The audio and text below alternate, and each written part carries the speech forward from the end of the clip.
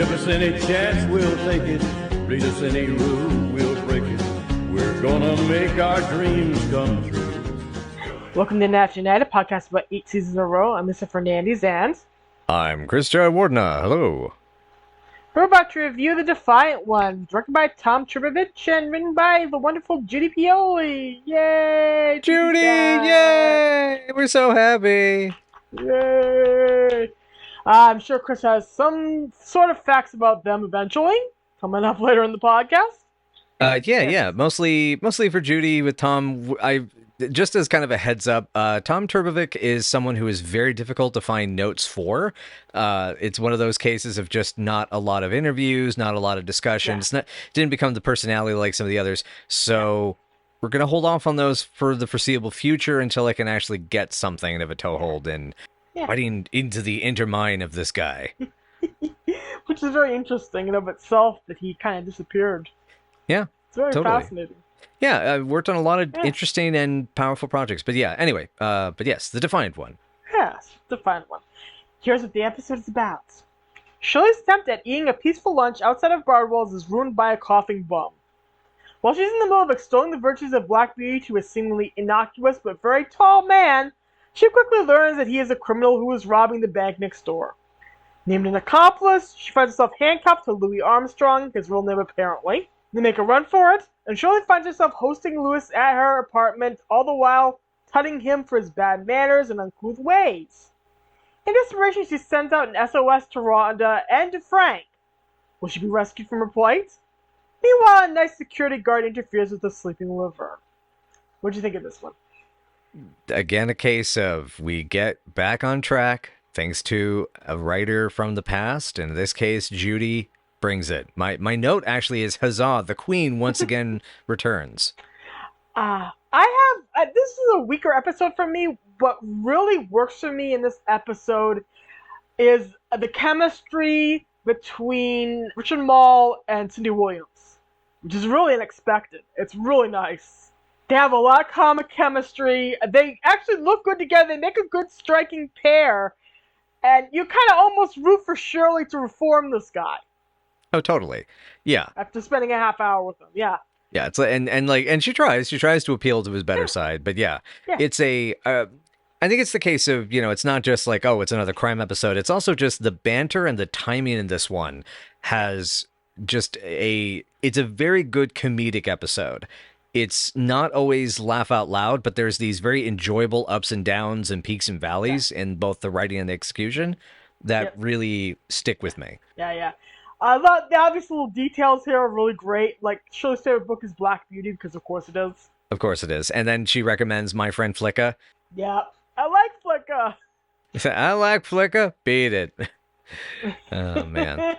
Yeah, and for those who don't remember or haven't seen the episode, basically, as Shirley's discussing with tall Richard Moll, the tall Moll, as it were, and mentioning My Friend Flicka, that's when the bum that she has left behind on the bench suddenly cries out, I like Flicka! It's so good. And it's so Judy Askins, too, because as we've noticed, there's Mr. Pioli, there's the, because the same author as Horse Show, and so forth. So, I'm not surprised. Yes.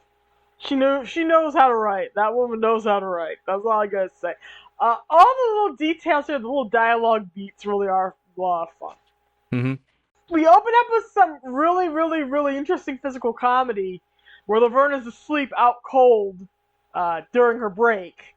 And a security guard tries to help her up on the bench, and she's just dead weight. Yeah, the Archie Hahn as the worker, and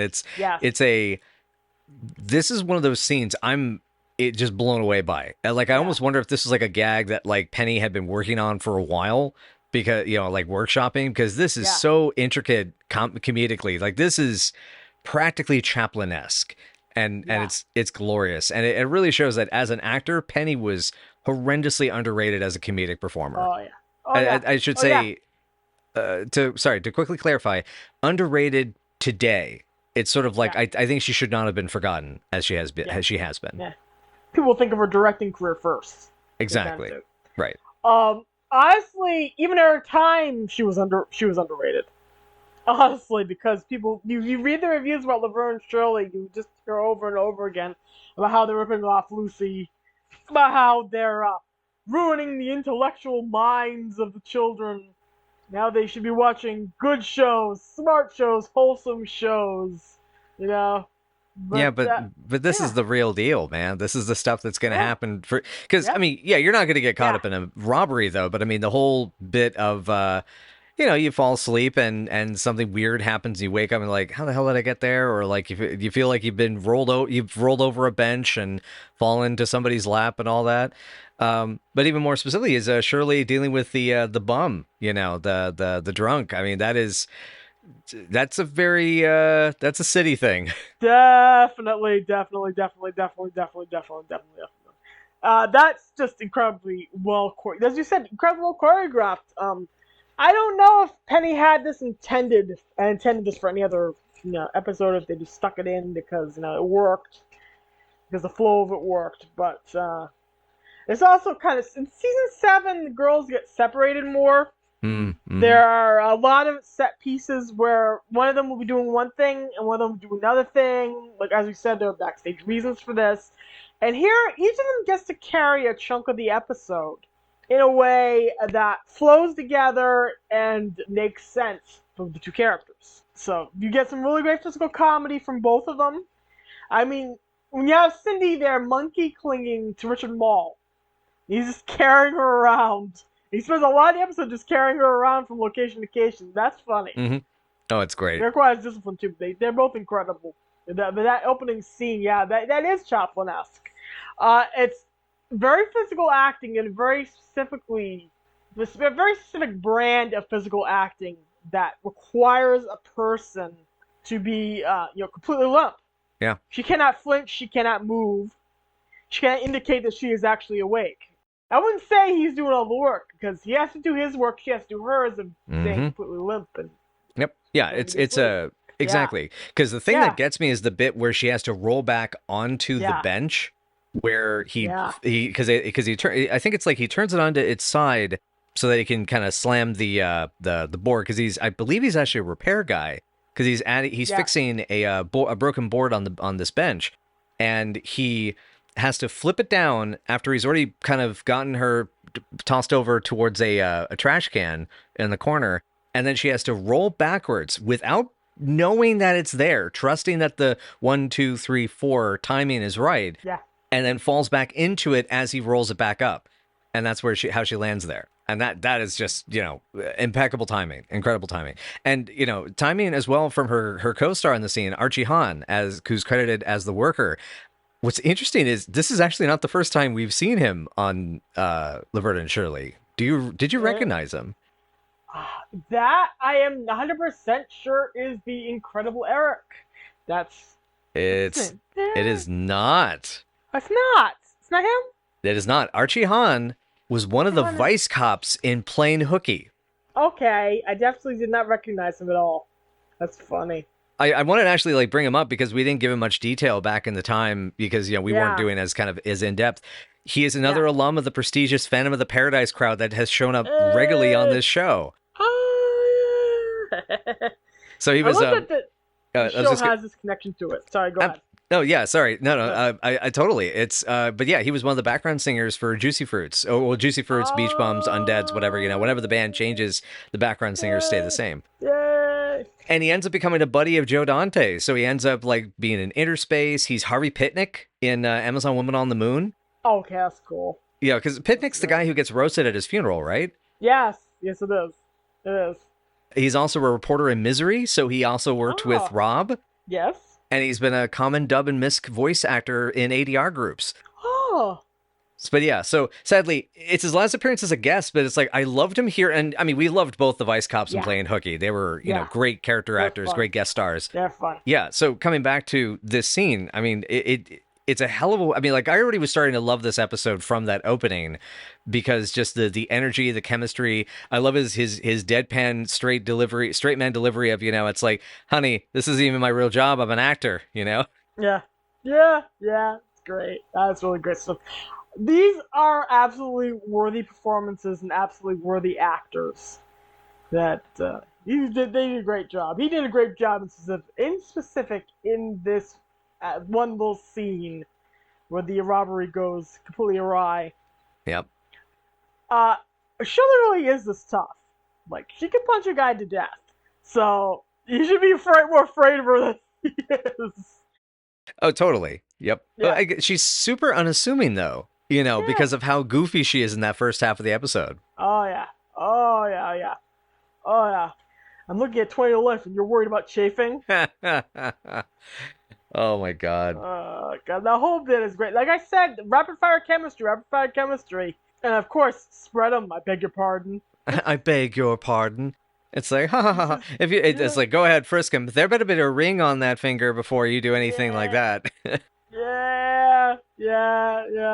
And then, eventually they get out of the dirty alley. Yes. Oh, which I love that. It's like, oh, this is disgusting. It's an alley. It's an alley, what you expect. Then they decided this is the most reasonable idea, that he can come back to her apartment and, he can basically cool his heels. That's the best idea they could come up with. Protect each other. Exactly, because you figure within like an hour they're going to go into the Bardwells, going to go ask for the employee. Is there someone here that named Shirley that works here? Yes. Yeah. Okay. She may have been involved in the robbery. What's her address? And boom, they pretty much would have been waiting for him by the time they got there. Yeah. Well, cops can be that inept, so it's like this is true. Yeah. I mean, hell, they take a shot at the guy when they take shots at him when they don't even know if she's an accomplice or hostage at this point. Yeah, exactly, which is very risky. She's like, she's basically saying, why are you doing this? You could kill me. How do you know if I'm a robber? Mm-hmm. Louis just kicks down that door. Oh, yeah. Capuche. Yep. I made a specific note that at this point there is a fun Beauty and the Beast kind of feeling to their relationship. Oh my God, that is super accurate. Because she's very gently trying to reprimand him and get him to be couth and not slug down all of her milk and not to be sloppy. And he's like, lady, I'm just on the run. They try to shoot at me. This is the second time we've seen Richard Moll on the show. Yes. He was in Malibu Mansion in a completely deleted scene that Chris hasn't seen yet, but I have. And I have to show him eventually, because the DVD set butchered it completely. And you can see the comedic chops that make up the career that he is going to end up having. Mm-hmm. Very shortly after this episode, he ends up landing Night Court, becomes Bull Shannon. Yep. I got some great notes for him as well, but because he worked both comedy and dramatic side of the equation. I mean, this dude was in B movies like Caveman, Evil Speak. Yes. He's in Metal Storm, The Destruction of Jared Sin. Yes. You even see that he ended up taking on kids show voices or comedic voice parts, such as he's even in the original Fallout PC game.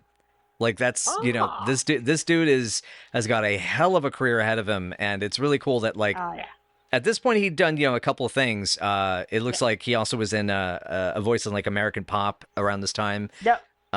Pretty much after this, he gets Night Court. I want to say like 4 years after this. I'm pretty sure. Yeah, it started in like '84, so it's around that time period. It would be like 3 years. Absolutely. Because we're in '82. Actually, it's 2 years. '82. And what's cool, he's still working. He's moved to like the direct to platform type of schlock in the 2010s, but he even has a project in post production as of this recording. So we're really super excited to see that that's still a thing. And of course, we cannot mention he was Two-Face in 14 episodes of Batman TAS.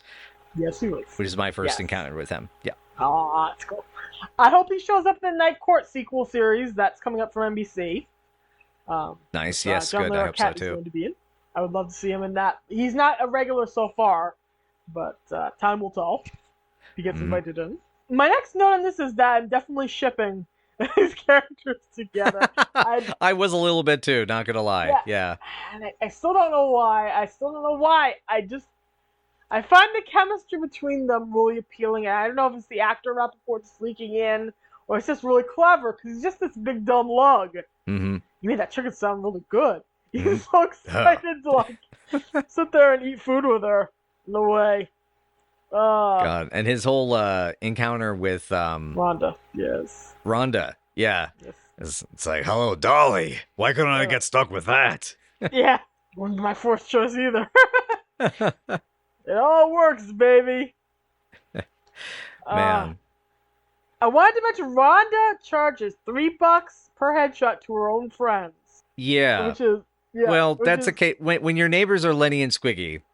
Come on now. Come on now. You know what he's using those. They're using those for. Yeah. We all know what they're using those for. If they're using them at all, if they actually have the $3 to pay them. But I love that she does that. That she's that enterprising. It feels like a very Rhonda detail. Mm-hmm. She just doesn't give away pictures to her friends. She makes them give her money for them. I was like that. Exactly. And with this batch of episodes, Rhonda really grew on me in a way. And like, especially like because this and the next 3 we have afterward. Yes. Or sorry, the next 2 afterward that she's in. Yes. Like, I actually love how it's sad that she doesn't get the idea of what Shirley's talking about, but at the same time, having a neighbor that if you were having kinky fun sex times with and they were like, don't worry about it, you have fun. That's a cool neighbor to have, actually. Yeah. I told you were going to like her. I told you you had to give her time. There you go. Yep. There you go. I told you. And that's because they initially play Rhonda as a total enemy to the girls. Right. And she's so snobby and self-centered. And then, ironically around the time to tell the truth, she starts opening up and becoming more of a person. And this is what she does during season 7. She becomes more easy to like, more lovable. And that continues into season 8 because we need a Shirley figure in season 8. And so thus does Leslie Easterbrook really kind of step out, and this is her first, big role. And she'll become she'll hit Police Academy, I think, right after the show ends. Yep. Yeah, because first Police Academy was 83, wasn't it? Yeah. That'll be directly after the show ends. She was probably filming either right in the middle of season 8, or she was filming like right after it ended. So yeah. So coming back to Richard Moll, my note is he just goes full Sterling Hayden with his mannerisms, his body, his body language, his voice, because you can tell it's the voice is a little put on, at times. The growl. And I think that's why, as you were mentioning the Beauty and the Beast and kind of shipping the sort of energy between them, because Shirley would make an excellent, like, the good girl that Sterling Hayden's with, that, like, he's trying to, he wants to get out of the business, but he's got trapped. He's still, like, The Killing, it's like he can't escape. Yeah. He's good. He knows what this role requires. This role requires him to be scummy but slightly lovable. He hits every single note. Like you can tell when you listen to his other roles, he can do that growl. And then he can be up and sweet, because Bull is slightly higher voice and a much sweeter, more naive personality. So it just shows he has layers. Shows he can do that. And here it is amazing. He is really good, and you can actually see the Scuzzy Hood character come to life in his form. I really enjoy his performance in this episode. It really is great. I mean, maybe, when Louis goes to jail, he ends up in the same prison as Jake from the Purple Fiends, and they both become bros, become cellmates. Hey, they send their girls license plates. Yeah, exactly. Oh, Horny man. for you. Then we have the whole the message in code. Shirley has the idea. Okay, there's no food in the house, so we're gonna call. It's like, oh, Cowboy Bills. That sounds nice. Trying to send this code to Frank, and it's totally expected Frank's not going to get it, because I love Frank, but when it comes to those sort of things, he's a little dense. Yeah, he's oblivious. And I love he brings the sauce. Like, I also bring a lot of extra napkins. Yeah. It's like, no, the sauce. Yeah, the sauce. And I love that, of course, Laverne immediately picks up on it. Oh, yeah. That's the kind of detail she knows. Shirley, she knows her best friend. She knows what's up. But, of course, to Frank, that's, not an important detail. Frank is a big picture guy. Laverne knows Shirley inside out. So, of course, instantly she knows something's up. Mm-hmm. Yeah, that's a great super detail. I really did enjoy that. You don't mess with the battling baker. Yes. Yep. Frank is fearless when the chips are down, though. Oh yeah. Oh, I mean, I love Yeah. the gavel bit. He grabs the gavel Yeah. and he's getting ready, and he then whoop Yep. over his shoulder. Yep. Oh man, that's Yeah. You don't mess with his girls. You don't mess with his girls. Yeah, that is my standing up for himself and for his other girl. Yes, that was my note. Big all caps. Yep. You don't mess with his daughter. You don't mess with his other daughter. And you don't mess with his wife. Mm-hmm. That's it. Yep. Even though his wife doesn't exist on screen anymore. Oh God, that's right. We're coming up to that in an episode or two. Yeah. Yep. A couple episodes. Oh yeah. Goodness gracious. But yeah, the whole their band, the whole finale here is with Pop saving the day is fantastic, and really the two of them collaborating, and the whole, it's like, watch that punk stuff, Pops, watch that pop stuff, punk, and then Chekhov's toaster. Yes, the toaster that saves the day. I love it.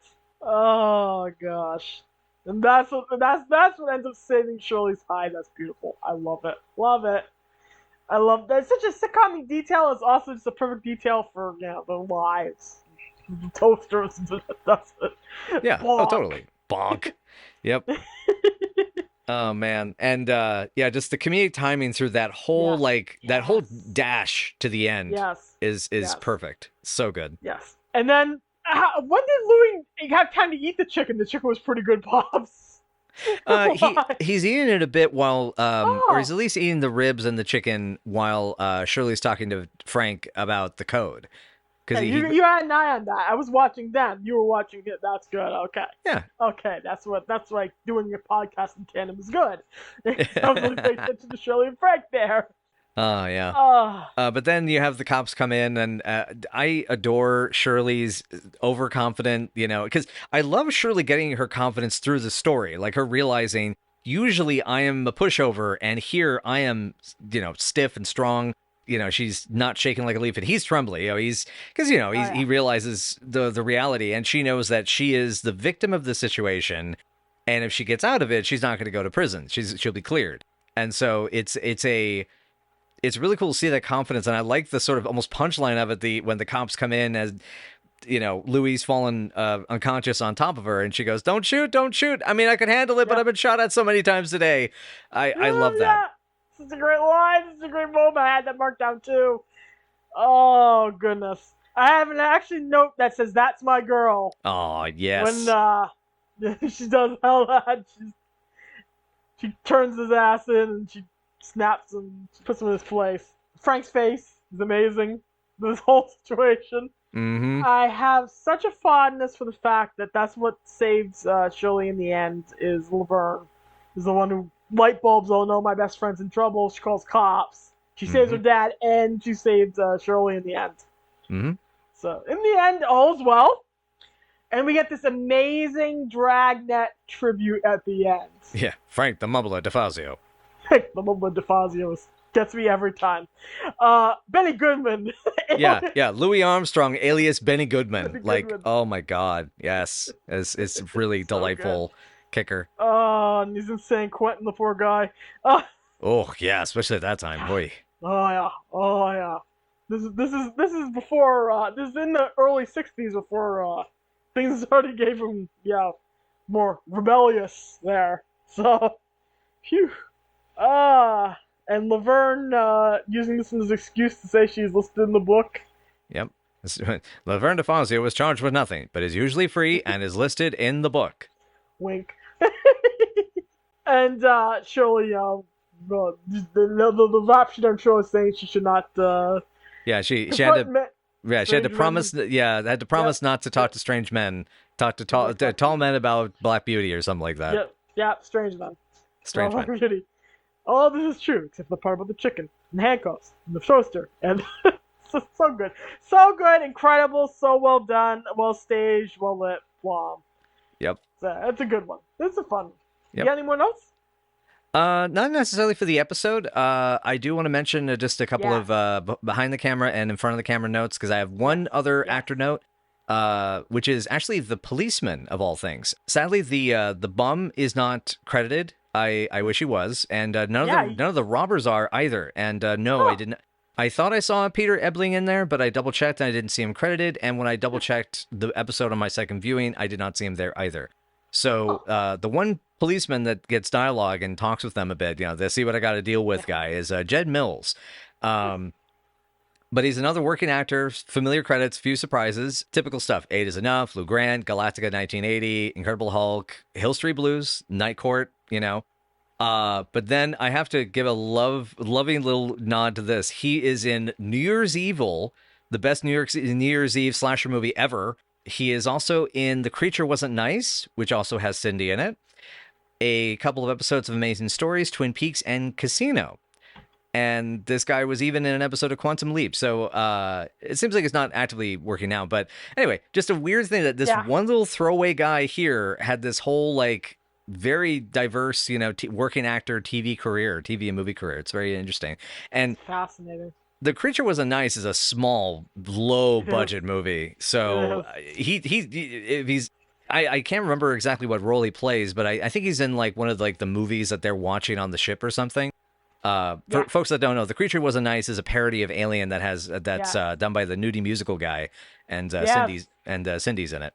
Anyway, so it was it was a cool little bit of detail. So Judy Pioli or Judy Askins at this point, because she remarried at some point in I think it was the 90s. Yes. But had been a long-term runner on the show by this point. Does have another 3 episodes to go, including one this season.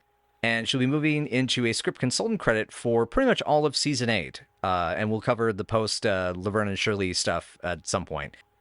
We probably have discussed it in the past, but we'll get there. Anyway, but yeah, so that's kind of covers all of my notes. Yeah, I love that. I love the fact that so many nudie musical people end up showing up on Laverne and Shirley.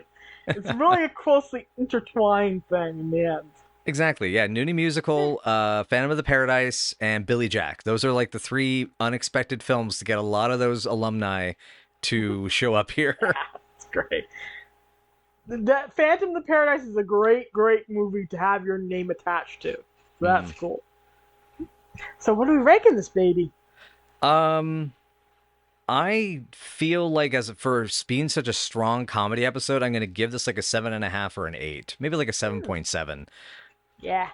Because it just, when it comes to comedy episodes, this is to me, it's a must-see one. If I was going to recommend it to friends, I would recommend this one. Oh, that's really interesting. It's really good. I'm going a little bit lower with the 7. So I think I'm going to 7 flat. I really like the chemistry here. I like the set pieces here. I like all the little details here, but it's not a super, super necessary episode to me. Maybe because the girls spend less time together. Maybe because, there need to be more narrative meat on the bones for me. But for me, this is a good, solid, mid-level episode, but not an essential episode. Yeah. So, I hear you. Yeah. And before we move on to the tail end of this podcast, though, I do want to give a quick shout to the production design and art department team on this episode for all of the wonderful graffiti in that alleyway, including Make Love Not War, pigs, as well as a love next to a clearly it's meant to be a syringe on a dumpster. So, love drugs. Love drugs. I can't believe they got away with that one. That one surprised me. The dressing and design in Marshallverse alleyways, you'll see all kinds of little different details. You'll see, if you look at the graffiti in the bathroom in place like Happy Days, you'll see all kinds of different little things. Shout-outs to the production staff, to the writing staff. You'll see shout-outs, that to other parts of the Marshallverse, like to Laverne and Shirley and stuff. There is at one point graffiti in the bathroom that says, "For a good time, call Shirley Feeney." Oh my gosh! Wow. In the men's room in Arnold's, they're not gonna have a good time. Call Shirley Feeney, unless it's the Happy Days version. So. But yeah, that's really cool. Excellent production design. And yet another reminder: Laverne and Shirley was only nominated for 1 Emmy, and that was for costume design. Yep. Yeah. Surprising, but not undeserved. Oh, yeah. Yeah, the costumes are great. Costumes are amazing. Yeah. Shout out to the costume designers. Anywho, all right, but yeah, so that covers it for this episode. Yeah. All right, cool. So we'll have a quick word from our sponsors on the podcast version of this episode, and then we'll get into our little outro. So stick around, folks. All right. Well, thank you again, everybody, so much for joining us for Night After Night Pod. And if you would like to know more, you can find us at Night After Night PC on Twitter or Night After Night Pod on Facebook, Tumblr, WordPress, Patreon, YouTube, and where other podcasts may be found. And I believe that we would like to just extend a bunch of love out to our wonderful patrons, as they are fantastic and keep us inspired and going. And also a big shout out to our little Twitter community of people that is full of some pretty good, pretty wholesome types. And so, Lisa, my darling, my lady love, what is it that we'll be doing next? Lenny and Squeaky scramble to find enough money to gain entry to a fancy awards ceremony. But when Squeaky swipes Lenny's sock money from the freezer, Havoc threatens to envelop the boys' friendship. This is a night at the awards. Wow, swiping the sock money, that is a sockable offense. Sock it to me. Bye, y'all, and for heaven's sake, don't read Stranger's Black Beauty in an alley. Unless they ask you to. Actually, if they ask you to, you shouldn't do that either. Yeah. Just don't do IV drugs while reading Black Beauty in the alleyway. That probably would mess up your mind. Oh, God. You'll be crying for many different reasons. The pretty colors, the fanged horses eating your brain, and, of course, the drugs itself. Bye, y'all.